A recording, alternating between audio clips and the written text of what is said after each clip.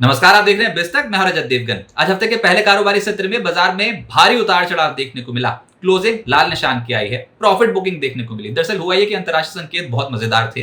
American market की closing बहुत ही जबरदस्त हुई थी। 2% तेज नैस्डैक इसलिए हो गया था क्योंकि वहां पर एप्पल के नतीजे बहुत अच्छे आए थे और बायबैक की घोषणा कर दी थी एप्पल ने। तो 6% एप्पल चढ़ गया, नैस्डैक चढ़ गया, डाउ जोन्स में तेजी देखने को मिली, S&P 500 में तेजी देखने को मिली। और गिफ्ट निफ्टी आज बताया था कि आज हफ्ते के पहले कारोबारी सत्र में एकदम से सेंचुरी मारेंगे, 100 पॉइंट्स ऊपर खुलेंगे। अच्छा, उतनी तेज तो नहीं खुले, 22,561 के लेवल पे खुल गए। अच्छा, उसके बाद फिर हिचकोले मारने शुरू कर दिए।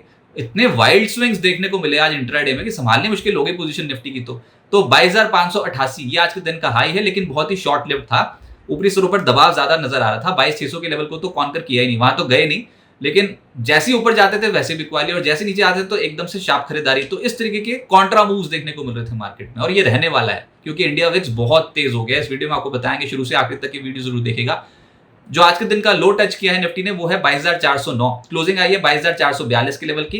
33 अंक गवा दिए निफ्टी ने, लेकिन हायर लेवल से देखोगे तो 22,588 का लेवल था हाई का आज के दिन का, और 22,442 के लेवल की क्लोजिंग है। इसके अलावा निफ्टी बैंक 28 अंक गवाकर 48,895 के लेवल पर बंद हुआ। मुद्दा यही है कि एक बार बहुत तेज था, 49,200 के लेवल को पार कर गया था, लेकिन टिक नहीं पाया। सेंसेक्स 17 पॉइंट्स के गेन के साथ 73,895 के लेवल पे हुआ है बंद। अब वही बात, इंडिया विक्स यही है सबके फोकस में, और आप देखोगे कि सब जगह ये इंडिया विक्स के चर्चे हो गए हैं।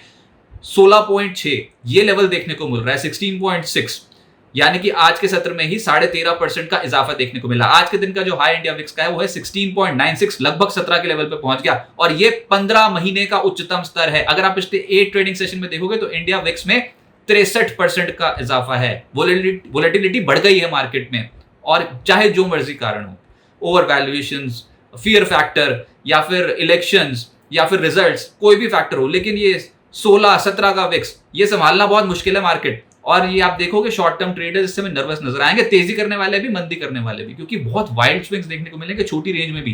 तो इंडिया विक्स जो है, एक तो बाजार का गिरना, ऊपर से इंडिया विक्स का शूट अप करना, ये किसी भी लिहाज से ठीक नहीं है। तो जब भी ऊपर जाएंगे तो फिर पिटाई हो जाएगी, जब तक ये इंडिया विक्स कूल ऑफ नहीं होता। और आप देखो 8 सत्र पहले ये 10 के लेवल पे था, वहां से चढ़ते चढ़ते 17 के लेवल तक पहुंच गया।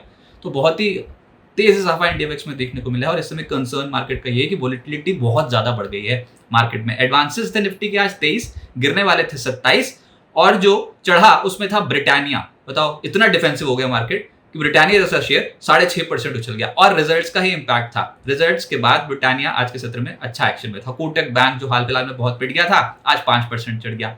रिजल्ट्स का इंपैक्ट था यहाँ पर भी। इसके अलावा टीसीएस, डिफेंसिव तो होना ही था मार्केट को, तो फिर 2% टीसीएस चढ़ गया। HUL करीब 2% चढ़ गया। M&M 1.5% ऊपर। गिरने वालों में टाइटन के नतीजे बाजार को पसंद नहीं आए, और निफ्टी का टॉप लूजर बन गया 7% नीचे। अदानी एंटरप्राइजेस का शेयर 4% नीचे। कोल इंडिया पिछले सत्र में शेयर था, आज ढेर हो गया 3% नीचे। BPCL करीब 3% टूटा। SBI 2.5% नीचे बंद हुआ है। और मुद्दा यही है कि सरकारी कंपनियों की तो आज बैंड बज गई, एक के बाद एक पिटाई होती चलेगी सरकारी कंपनियों की। F&O गेनर्स में Godrej properties surprise move, real estate stocks ऐसे अफलातून चाल दिखा के गए आज। गोदरेज प्रॉपर्टीज ब्रेकआउट 10.5% ऊपर बंद हुआ। ब्रिटानिया का शेयर निफ्टी का ही टॉप गेनर है। कोटक बैंक 5% ऊपर था। एल्केम 5% चढ़ा है, और दीपक नाइट्राइट 5.5% चढ़ा है, सुबह ही एक्टिव हो गया था। F&O लूजर्स में ये एक्सीडेंट था आज के दिन का। PFC और REC, RBI ने इंफ्रास्ट्रक्चर लेंडिंग नॉर्म्स जो हैं उसमें उनको कड़े करने का प्रस्ताव दिया, और उसके बाद हमने देखा कि आज के सत्र में ये जो इंफ्रास्ट्रक्चर लेंडिंग और पावर फाइनेंसिंग जो कंपनियां हैं, यहां पर एकदम से गिरावट आई, और ये आउट ऑफ सिलेबस था। किसी को उम्मीद नहीं थी इतना टूटेंगे, लेकिन आप क्वांटम तो देखो आज जिस तरीके की गिरावट देखने को मिली है। और यही मैं कह रहा हूं, पोजीशन संभालने इसमें मुश्किल है। लॉन्ग टर्म इन्वेस्टर्स को चिंता की बात नहीं, शॉर्ट टर्म में अगर ओवर लेवरेज पोजीशन हो गई ना, तो ऐसा झटका लगेगा। ये वायदा कारोबार के शेयर्स हैं जो पिछले अगर 2 ट्रेडिंग सेशंस देखते हैं तो क्या गजब की चाल दिखा रहे थे PFC REC। आज के सत्र में ऐसा अटैक आया है ऊपरी स्तरों पर, जो टूटे हैं। PFC 9% के करीब टूटा है, REC लिमिटेड 7.25% टूटा है। तो जिनकी भी लेवरेज पोजीशंस थी वो तो निपट गए आज के सत्र में। टाइटन 7% नीचे। अब देखो, टाइटन जैसा शेयर एक दिन में 7% नीचे, रिजल्ट्स इंपैक्ट ऑब्वियसली, लेकिन 7% टाइटन आमतौर पर हिलता नहीं है ये stock. PNB 6.5%, Canara bank 5.5%, PSU banks आज एक के बाद एक टूटते चले जा रहे थे। मिड कैप गेनर्स में गोदरेज प्रॉपर्टीज नजर आएगा। इनफैक्ट रियल एस्टेट से जुड़ी बहुत सारी कंपनी नजर आएंगी, लेकिन गोदरेज प्रॉपर्टीज आज बहुत तेज था, 10.5%। ब्रिगेड 8.5% ऊपर था। रेनबो 8% चढ़ गया। कार ट्रेड 8% चढ़ गया।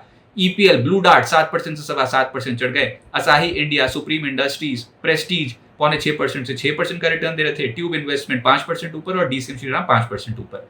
मिड कैप लूजर्स में पीएफसी तो है ही 9% नीचे। एमआरपीएल ये स्टॉक भी रिजल्ट्स का इंपैक्ट था, 9% नीचे आ गया, करीब 9% की गिरावट थी।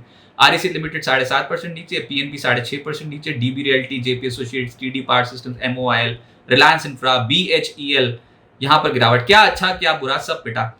अच्छी क्वालिटी के स्टॉक्स भी कभी कभी एकदम से नेगेटिव रिएक्शन शो करते हैं, और मैं बार बार कह रहा हूँ वोलेटिलिटी बहुत ज्यादा बढ़ गई है, तो कुछ कंसर्न्स तो डेवलप हुए हैं मार्केट में, लेकिन लॉन्ग टर्म में फिर से एक्यूमुलेशन होगी, लोअर लेवल्स पे चढ़ेंगे। और फिलहाल तो पहले ये जो शॉर्ट टर्म ट्रेडर्स होते हैं ना, इनको इस वोलेटिलिटी का सामना करना पड़ रहा है। रियल एस्टेट स्टॉक सबसे तेज थे, जिसमें गोदरेज प्रॉपर्टी 10.5% चढ़ा है, ब्रिगेड 8.5% चढ़ा है, प्रेस्टीज 6.25% ऊपर, शोभा, फीनिक्स लिमिटेड, ओबरॉय रियल्टी ये सब स्टॉक्स ऊपर थे, लेकिन गिरे भी हैं, जिसमें लोधा और महिंद्रा लाइफस्पेस इनमें गिरावट देखने को मिली है। एफएमसीजी में ब्रिटानिया नतीजों का इंपैक्ट 6.5% ऊपर, निफ्टी का टॉप गेनर। इसके अलावा मैरिको के नतीजे आए बाजार बंद होने से जस्ट पहले, और मैरिको का शेयर 3% के करीब चढ़ा। कोलगेट 2% ऊपर, एचयूएल 2% ऊपर, एचयूएल ने अच्छा मूव दिया आज। मैकडॉवल चढ़ गया, लेकिन यूबीएल टूट गया, 2% नीचे रहा यूबीएल। गोदरेज कंज्यूमर और रैडिको में भी आज दबाव देखने को मिला। आईटी आज डिफेंसिव मोड पे गया, तो टीसीएस एकदम से तेज हो गया, और टीसीएस में 2% का निचले स्तरों से एक रीबाउंड। इसके अलावा एलटीआईएम 1.5% चढ़ गया, tech Mahindra, HCL tech, Infosys, persistent ये सब स्टॉक्स चढ़े हैं, लेकिन गिरे भी हैं, जिसमें एलटीटीएस और कोफोर्ज 1.5% से 2.25% नीचे रहे। फार्मा में जो स्टॉक्स चढ़े हैं उसमें है एल्केम 5% ऊपर, जाइडस लाइफ 3% ऊपर, Lupin, Max Health, Sun Pharma, Aurobindo Pharma, Apollo Hospitals ये सब स्टॉक्स चढ़े हैं। मेट्रोपोलिस इसमें भी तेजी थी, लेकिन जो गिरे हैं उसमें है लॉरस लैब्स, बायोकॉन 1.5% से 2% नीचे, एबॉट और ग्लेनमार्क में भी आज प्रॉफिट बुकिंग देखने को मिली। फाइनेंशियल स्टॉक्स की तो आज हालत बहुत टाइट थी, इस नेगेटिव रिएक्शन को झेल रहे थे सबसे ज्यादा पीएफसी और आरईसी लिमिटेड, ये स्टॉक्स आज भयंकर टूटे हैं। एलआईसी हाउसिंग 3% नीचे रहा, SBI, HDFC life, Shriram finance, Muthoot finance, IDFC, Bajaj finance सब नीचे थे। पीएसयू बैंक्स का दिन खराब था, पीएसयू बैंक्स में across the board profit booking देखने को मिली, और इस हफ्ते बहुत सारे पीएसयू बैंक्स के नतीजे आने हैं, मिसाल के तौर पे SBI, Canara Bank, Bank of Baroda, Union Bank, इन सब के नतीजे आने हैं इस हफ्ते। उससे पहले आज पीएनबी 6.5% नीचे रहा, कैनरा बैंक 5% टूट गया, बैंक ऑफ बड़ौदा 4% टूट गया, SBI, union bank, central bank, Bank of India, bank of Maharashtra यहाँ पर भी गिरावट देखने को मिली। और ऑब्वियसली इंफ्रास्ट्रक्चर अगर लेंडिंग नॉर्म्स जो कड़े किए जाते हैं आरबीआई की ओर से, तो कैपिटल एडिक्वेसी रेशियो पे फर्क आएगा, उसका आज असर पहले ही बाजार डिस्काउंट करके चल रहा था, तो थोड़ी प्रॉफिट बुकिंग ज्यादा देखने को मिल गई।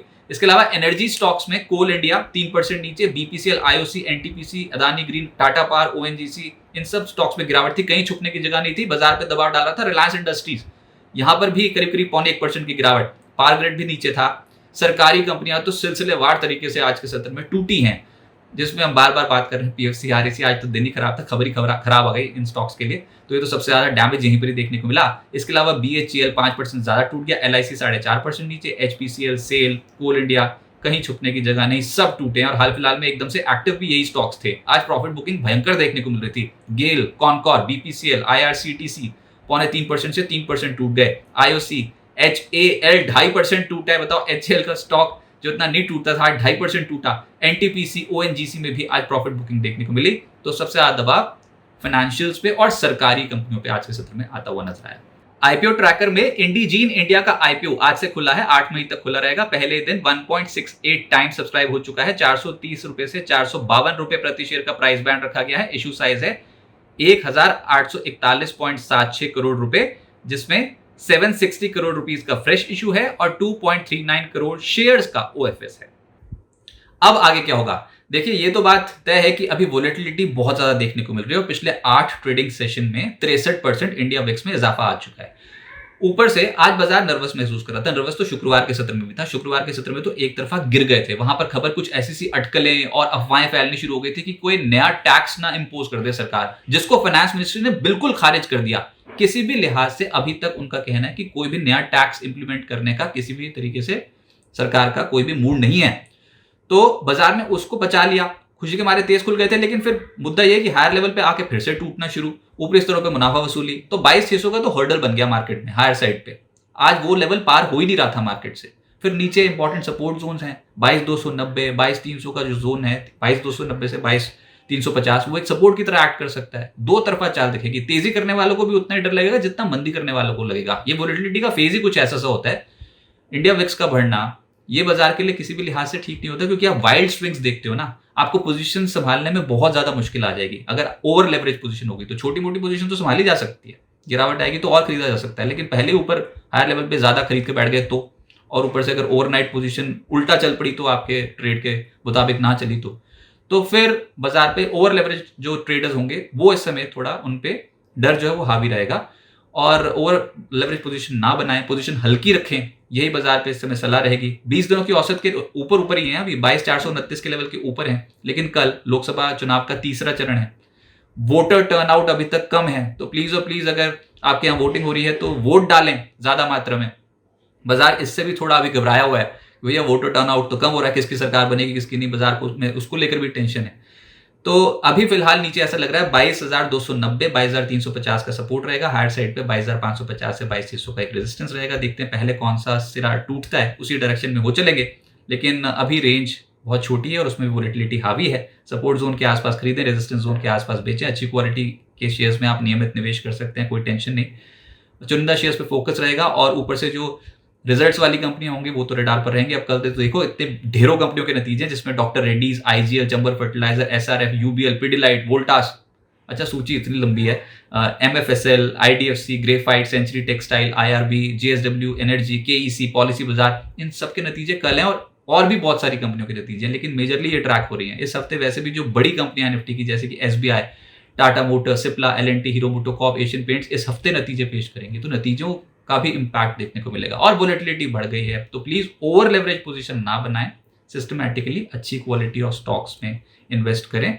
ये फेज है और ये फेज बाजार जब पार कर लेगा तो उसके बाद ही कोई डायरेक्शन पकड़ेगा। अभी वोलेटाइल मूवमेंट्स, बहुत ज्यादा शार्प स्विंग्स मार्केट पे देखने को मिलेंगे। बिस्तक आपके लिए लाया है प्रीमियम मेंबरशिप प्रोग्राम, जहां आपको मिलेंगे कई सारे फायदे, जिनमें मार्केट न्यूज़लेटर, लाइव चैट पर आपके सवालों के सबसे पहले जवाब, मार्केट आउटलुक, वीकेंड पर मार्केट स्कैन, एंकर्स के साथ चैट और भी बहुत कुछ। इस प्रीमियम सब्सक्रिप्शन में 3 तरह के प्लान्स हैं, सिल्वर, गोल्ड और प्लैटिनम, जिनकी शुरुआत मात्र 159 रुपए महीने से होती है।